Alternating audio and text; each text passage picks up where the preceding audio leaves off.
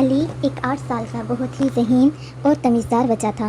وہ اسکول کا سب سے اچھا اسٹوڈنٹ تھا، ہر ٹیچر اس کی تعریف کرتی اور گھر والے اس پہ فخر محسوس کرتے تھے۔ لیکن ایک مسئلہ تھا، علی نماز پڑھنے میں بہت سستی دکھاتا تھا۔ اسے روز کہنا پڑتا مگر وہ یہ تو بھول جاتا یا پھر کہتا کل سے روز پڑھوں گا۔ اس کی دادی جان جو اس سے بہت محبت کرتی تھیں، انہوں نے ایک دن ایک چمکدار چھوٹی سی باکس علی کو دکھائی اور کہا اگر تم روز نماز پڑھو گے تو اس باکس کا راز تم پر کھل جائے گا۔ علی نے حیرانی سے پوچھا اس میں کیا ہے؟ دادی مسکرا کے بولی اس میں ایک میجیکل پرائز ہے، صرف وہ بچہ دیکھ سکتا ہے جو دل سے اللہ کو یاد کرتا ہے۔ اگلے دن علی نے پہلی بار صبح اٹھ کر نماز پڑھی، پھر ہر وقت کی نماز وقت پر ادا کی۔ دادی ہر روز اسے دیکھتی اور مسکراتی۔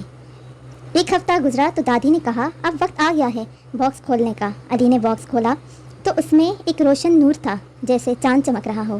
اس کے اندر ایک پیارا سا نوٹ تھا جس میں لکھا تھا اللہ تم سے راضی ہے اور یہ روشنی تمہارے دل کو ہمیشہ روشن رکھے گی۔ علی کی آنکھوں میں آنسو تھے۔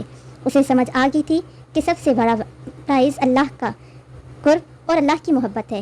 مورل: نماز اللہ کا تحفہ ہے اور اس سے بڑھ کر کوئی انعام نہیں۔